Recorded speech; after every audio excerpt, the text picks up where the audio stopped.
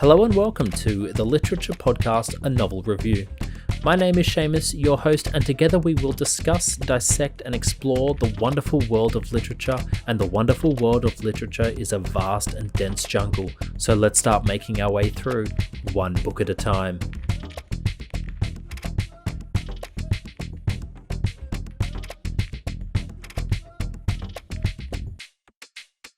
Hello and welcome back to another episode of a novel review. Today, something a bit different. Still talking about a book, of course, but to help me discuss this week's book is the author herself, Lucy E.M Black, and the book, her novel, The Brickworks. Lucy E.M Black is the author of the short story collection The Marzipan Fruit Basket, the historical fiction novel Eleanor Courtroom, Stella's Carpet, and now, of course, her upcoming novel, The Brickworks. Her award-winning short stories have been published in Britain, Ireland, USA, and Canada in literary journals and magazines including Cyphers Magazine, The Hawaii Review, Antagonist Review, and others. Lucy studied creative writing at the undergraduate level and later earned her master's degree in 19th century British fiction, which I think we might touch on that a bit later, but for the minute, welcome to the show, Lucy. How are you? Fine. Thank you very much for having me as your guest today. No, it was a pleasure, and it was a fantastic pleasure to read your upcoming novel as well. I thought we might start by asking you to give us a slight short overview of the novel, The Brickworks, if that's all right. Absolutely. The novel starts in 1879 with the fall of the Tay Bridge in Scotland. In 1879, it was the longest bridge in the world at almost 2 miles, and it went from Dundee to Edinburgh. And during a horrific winter storm, the bridge fell, and everybody on the train died. So it starts with this horrific moment in history. And that moment is very much part of the message of the novel, which is, this tremendous sense of possibility and innovation that we think of when we think of the Victorian period, but also the downside to that kind of technology and the human cost. So we start with the fall of the Tay Bridge and how one little boy, his name was Bronte Smith, his father was driving the train. And his father was blamed initially for the accident that killed everyone. And this really impacted Brodie's life. And so he grew up to become a civil engineer. He was determined to prove that the fall of the bridge was not his father's fault.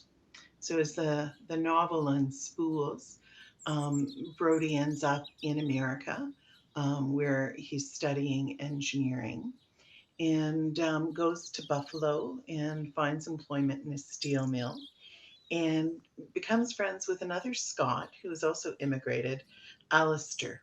And both men are very adventurous and entrepreneurial. And they become fast friends and decide to throw their lot in together. And they find some financial backers and they start a Brickworks in the Canadas. And that's sort of the outline of the story. Yeah. You don't want to reveal too much of the actual story itself, of course. Now, my first question is, why bricks? Because as soon as I started reading it, it immediately made me think of Patrick Suskind's Perfume or Pip Williams' The Dictionary of Lost Words, and they're both kind of stories. They're both very different stories from each other and from this novel as well. But they're stories that bring attention to perhaps an art form that's declined of late, Perfume being from Perfume, and then the dictionary, how the dictionary was created, and the love and appreciation of words.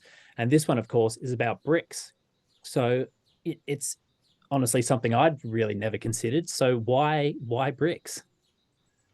Well, it was a happy accident, to tell you the truth. We were going for a Sunday drive, and we happened across what I thought was an old woolen mill in the country. And so we hiked along until we could get close, and I discovered that it was the remains of something called the Cheltenham Brickworks. And we picked up a piece of brick, and it was I'll show you. I can't Oh, show fantastic. everybody. Look at that, the brick. Yeah. And it's quite coarse, and it's studded with straw, which is not something you see these days. Anyway, I we had a wonderful sort of little hike, and I took some pictures of the ruin and put the piece of brick on my writing room desk. And it just intrigued me. And I thought, why is there so much straw in that brick? What's the Mm, story of this brickworks? And I began to remember that in Toronto, there was a huge fire at the turn of the century in 1904 that mm, took out most of Toronto. And in the small town where I live in Port Perry, there was a huge fire in 1883, and then again in 1884, which took out the whole of our little small town. And bricks became really important in Toronto and in all the sort of small surrounding communities because as these fires were happening, people decided that they were going to rebuild in brick and not clapboard. And so they started building little local brickworks all over the country. And I knew this, but I thought, how did they have the technology? How did they learn how to make bricks? Where did this mm, expertise come from? And so I started doing research and realized that a lot of the Scots immigrants had brought that technology and those skills with them and were instrumental in sort of the burgeoning development, if you will, of brickmaking here in the country and how that impacted the next stage of industrialization as the rural became more developed. So the more research I did, the more pivotal a simple mm. brick seemed. I mean, that's so fantastic because I think when I started reading the story, and now I finished the story, I think this is my favorite scene is, and I think it might even be the first scene after the prologue is Alistair's in an art gallery building and he's sort of, I don't know if confused is the right word, but he's kind of confused as to why everyone's appreciating the art and not appreciating the bricks and the building itself, which was, I was just like, oh, yeah, I've never really considered it. Like I go to an art gallery to look at art, but he was going to an art gallery to look at a building, which was such a wonderfully fresh idea, I guess. And now knowing that you've discovered the brick first, I guess that's comes back to another question of why the Tay Bridge? Did you already have the knowledge of this Tay Bridge collapse, or was it something you then had to seek out as a sort of a plot device to drive the character of Brodie forward into America?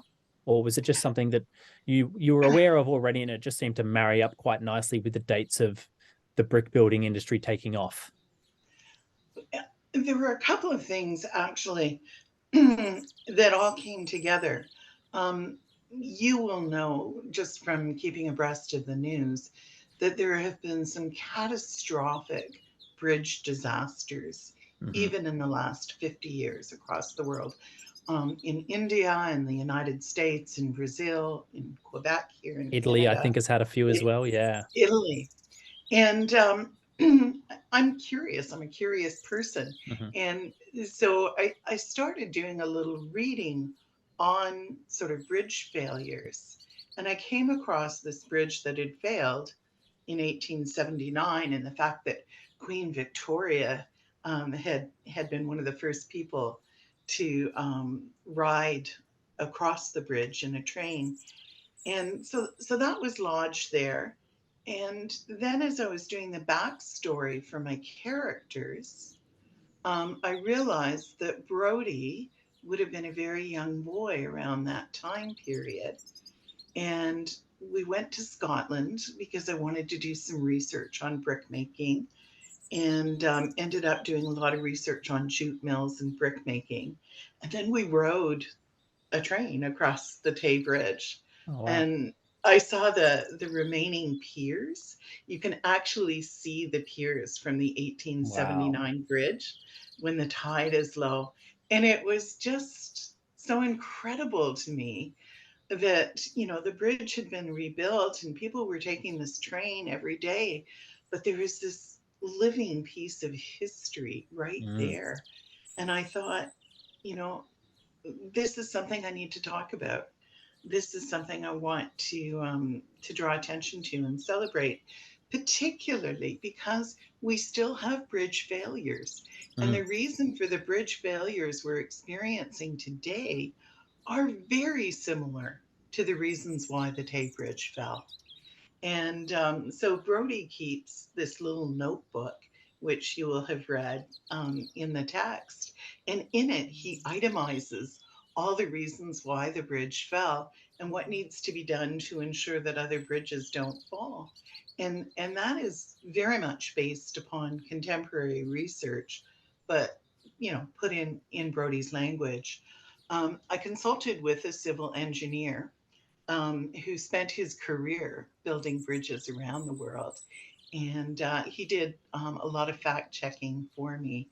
And so the information that's embedded in the text is up to date and authentic as it could possibly be.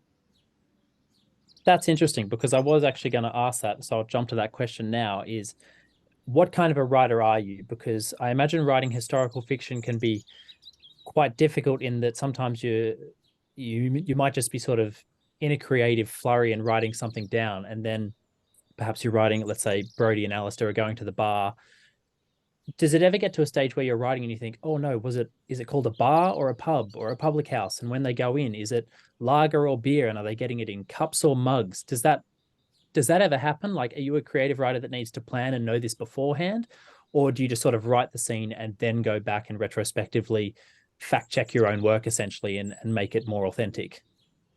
Um, a little bit of both, to be honest with you. I'm a methodical writer. Mm-hmm. So I do a lot of research before I get started. And then I develop my characters. I name them, I describe them, I know who their parents are, I sketch in that backstory. And once I have the characters and I've done some preliminary research, I can write my first draft. Mm-hmm. And I will blast through the first draft in a matter of months and then spend the next several years, literally, fact checking and layering in the history Mm-hmm. and working on lexicon. There are 20 characters in the Brickworks that have speaking parts, Mm-hmm. and each one of them has their own sort of lexicon, which has been very carefully planned according to their religious background, their level of education, the region they hailed from. And my writing room is papered with these great, huge flip charts with the name of the character and then their particular lexicon, the words they use when they swear, which consonants they drop when they're in Mm-hmm. a hurry. So the Brickworks itself took me 6 years to complete, and 15 drafts. Wow. And each one of those drafts had a very specific focus Mm-hmm. in terms of what I was embedding into the story and what I was editing for. It's interesting, actually. I'd never actually considered editing a story like that, going through and just editing one particular thing. I I like that idea. Did it ever become frustrating? Because there's quite a few back and forth conversations, and you're saying you deliberately, quietly separated these characters. Did it ever become frustrating just trying to write simple scenes like this, where you're sort of having to write one line and then thinking, "Oh God, how does he respond?" And maybe jumping up to the flip chart and taking a look. Do you feel like it stunts you creatively, or is it just part of the process and you love it? It's part of the process and I love it. But the Mm-hmm. first draft, I won't have worried about these things. Right. So the Okay. first draft, it will just come out the way it comes out. And Mm-hmm. it's the tweaking and the fine tuning and the editing and the rewriting that happens in the subsequent drafts where I really pay attention to those things. So, Okay. in the first draft, Kieran might say, oh shit. Well, that's not something that he would have really said. But by the time I'm finished, he says, Jesus, Mary, and Joseph, because that's Kieran. Yeah. Yeah. Okay. No, that's good. That's good. And then just jumping on the back of that sort of different editing process, I'd say, at least from my reading, I think you employed a interesting narrative style in that Brody was the character that sort of seemed to have the most backstory, and we like the prologues about him and we open with him. But I felt like from my reading, Alistair was the main character. He was sort of the chief of the story itself. Was this like, is this something I've just created myself, or is this something that you have worked into the story? No, I'm so interested that you picked up on that. You've obviously read really carefully, and you're very perceptive. When Thank I you very much. began the Brickworks, the story was about Alistair. Brody Mm, came later. right. So my first draft, it was just about Alistair. There's an art gallery that opened in 1905 in Buffalo that I love called the Albright Knox. And so the second chapter where you have Alistair at the Albright Knox and he's looking at the beautiful building and then Mhm. sees Violet. That was my initial first chapter.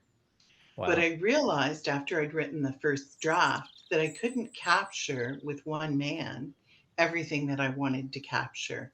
And so my Mm, second draft is when Brody came in and I layered in all of the backstory about the miners and fire damp and the jute mills and the fall of the bridge. mhm. So that you picked up on that is very interesting to me. Okay. Well, that's good. I'm I'm happy that I picked up on that. So as a writer then, especially with historical fiction, and I don't think this is giving away anything to the story, but obviously something bad's going to happen along the way. But as the writer, you get complete control over what that is and what it's going to be and how severe it is and how it's going to take shape. Is that something you labor over? Is that something you carefully decide what kind of struggles are going to be interweaved into this story? Because it's a story about you know, two men coming together and becoming friends, and then they start a business together. And there's, of course, there's women and there's some love stories in there as well. So there's many and multiple opportunities to drop the hammer on some bad situations. And I won't spoil how you do it, of course, but is that something you labor over? It is something that I put a lot of thought into because there has to be that tension. But I also wanted it to be very reflective of what would have happened historically. Mm-hmm. And historically, there are these horrible accidents.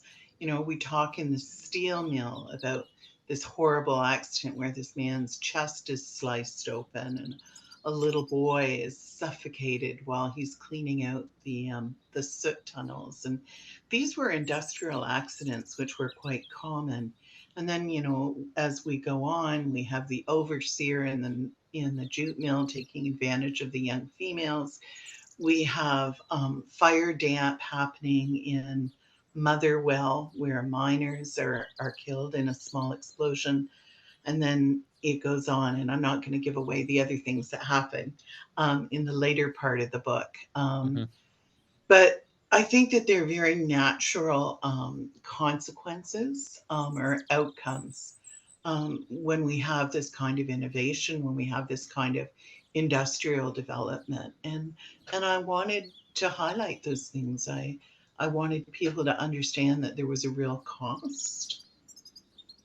When you're doing your research, is that something that, even though it's a terrible thing, kind of excites you because you've read, this particular thing happened and it was terrible, but you're like, oh damn, yes, I'm going to steal that, and that's going to be something that I use in my story. Does that excite you?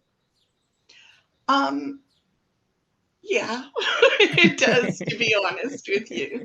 And I read a lot. I read a lot of accounts Mm-hmm. of the kinds of accidents that happened, and took all of my detail from real life accounts. Mm-hmm. So none of that was fabricated. I mean, it was fabricated for the story, Yeah. but all of the detail came from history. I mean, like, it shows as well because the story is just so rich, and it's it's easy to read, but not easy in the sense that it's a simple story. I think it's simple, but it's simple because it feels authentic, not because it's a silly little story, but it feels authentic and it feels like you're actually there in the moment and you don't have to struggle. And it's believable as well. I think that's what I'm trying to say here. It's a believable story. So, I mean, the hard Thank work you. it definitely shows. Did you have any inspirations from fictional writers that influence your writing style? Because I know sometimes in historical fiction, it's a completely different story to what people normally write. So was there any writers you tried to sort of that guided you through this process? I am. Or perhaps any writers just in general that influence your writing style? I would have to go back to my love of the 19th century. Good. Um, We got back there. Charles Charles Dickens. I was going to Um, ask about Charles Dickens as well, but please go on, go on. Charles Dickens was the focus of my graduate work Hmm. um, when I was at graduate school, and he exposed many things for the working poor, Yeah. and the conditions, the poverty, the debtors' prisons, the abuse of women. Mm. All of those things really feature in his books. And that was very impressive. I mean, that's how I first learned so much social history, if you will. Hmm. But I also love Jane Austen and the Mm. Bronte sisters Yep. in the way in which they present their novels of manners, if you will, Hmm. and they give us these minutiae um, that create a sense of verisimilitude. So even though you haven't been to a country dance, there's just enough detail so that I hope that you feel like you're there watching Hmm. the country dance take place. Yep. And that comes, I believe, um, from having read a lot of Austen and the Brontes and Dickens. I think also characterization. I have some fun with some of my characters, Hmm. and I I think that love of character-driven fiction also comes from Charles Dickens. Not that I would pretend to be anywhere near as effective as he is, or any of the other writers, but certainly that's what I would aspire towards, if you will. So and then also Elizabeth Gaskell. I mean, her book North and Mm. South, I think, is Hmm. seminal in Yep. terms of exposing conditions in the mills, and I think those books are really important. I think they still have something really important to say to all of us, um, and I hope that Brickworks has a little bit of that flavor. No, absolutely. And I just wanted to your dedication to the start of the book is Charles Dickens. Then I've got the quote here, and it says, "And can it be that in a world so full and busy, the loss of one weak creature makes a void in any heart, so wide and deep that nothing but the width and depth of vast eternity can fill it up?" That's that's a big quote. That's it's almost such a dark quote. What? Because I don't want to speak about the novel, but why did you pick that particular quote for the Brickworks? Well, as you know, there are two key characters in the Hmm. novel who die as a result of the development and the Hmm. industrialization. And I hope that readers are moved by their deaths. Mm. I hope that their deaths resonate and touch a place in someone's heart. And and that really is one of sort of my driving ambitions for the entire novel, is that we would understand that although there's this tremendous sense of possibility um, toward the end of the Victorian era, and this enthusiasm for science and technology and innovation, there are human costs. Mm. And here we are in 2023, and we're far more advanced than they were then, but there's still human costs to the Mm. kinds of decisions that we're making. Bridges are still falling. Our environment is really suffering. Um, Yeah, I think we the need Qatar was it the Qatar World Cup, was it last year, and they had 4,000 people died just building those stadiums in Qatar for the Soccer World Yes, Cup. Yeah, yes. yeah. And so I guess my hope is that people would be mindful and a little bit reflective um, about the costs of the kinds of decisions that we're making as a society. Mm-hmm. And although this is a historical novel, I think it still speaks to some of the decisions that we make and the burden of responsibility that we have. And I felt that Dickens' quote really captured that.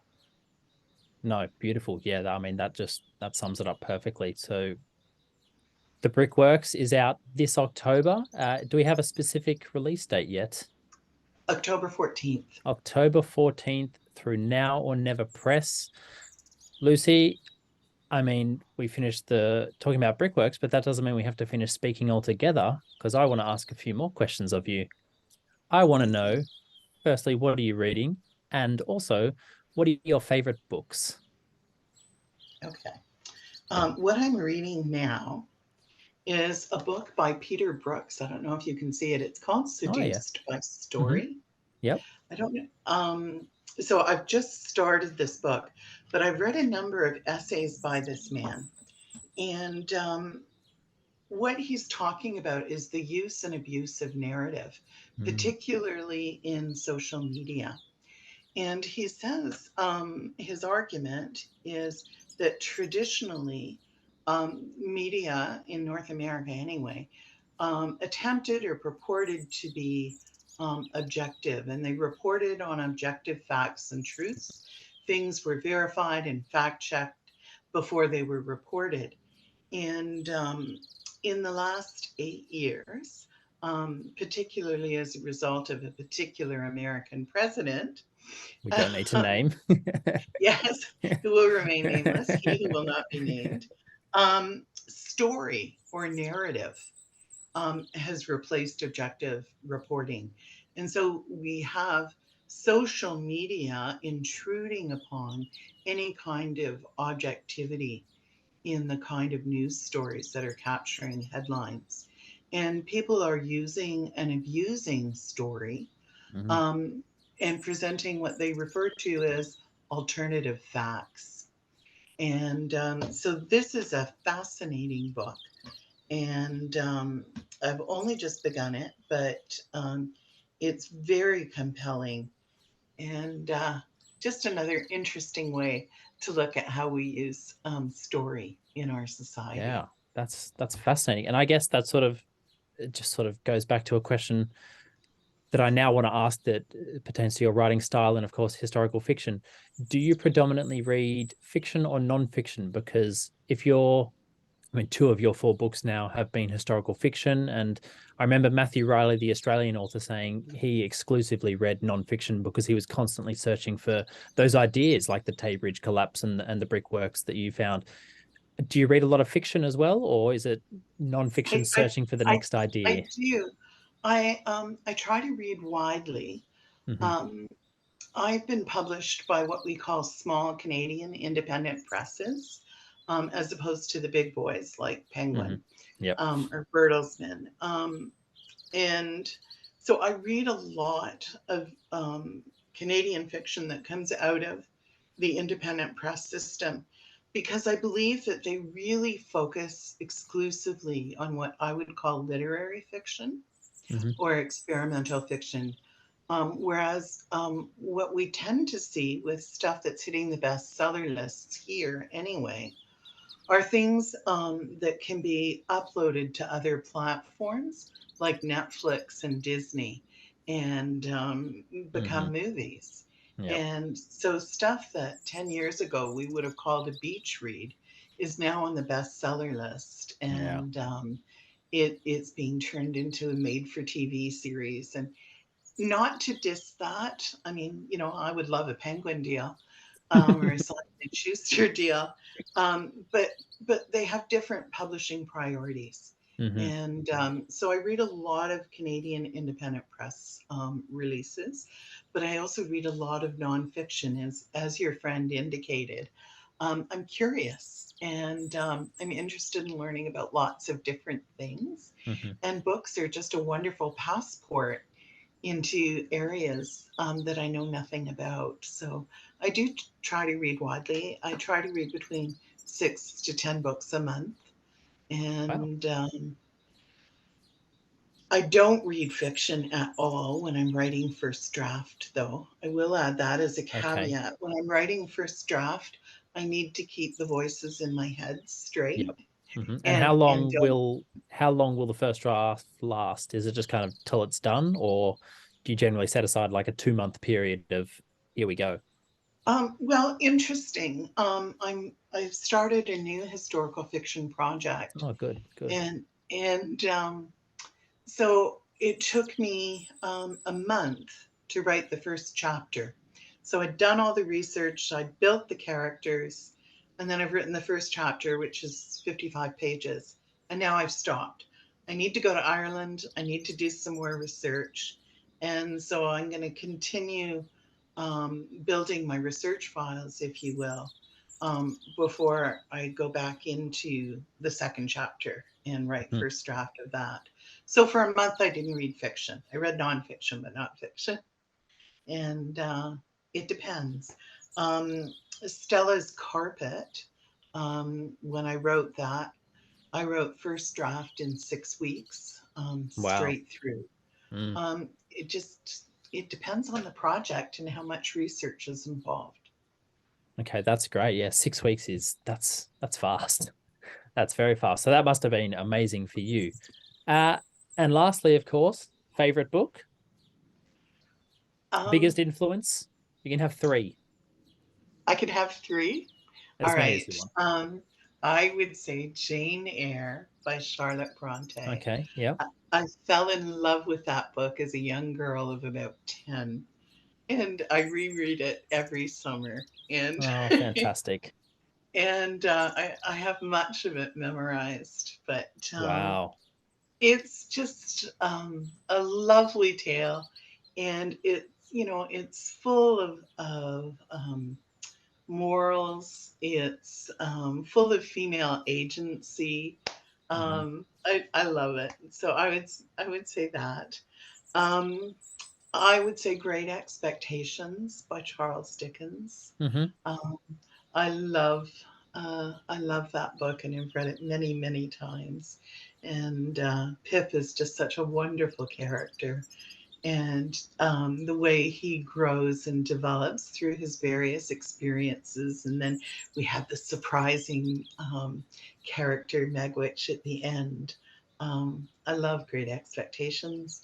And then the mysterious Stella. And I love the fact that Dickens rewrote the ending Mm. because there was so much protest about how he had ended the novel. I think that's a really fun thing.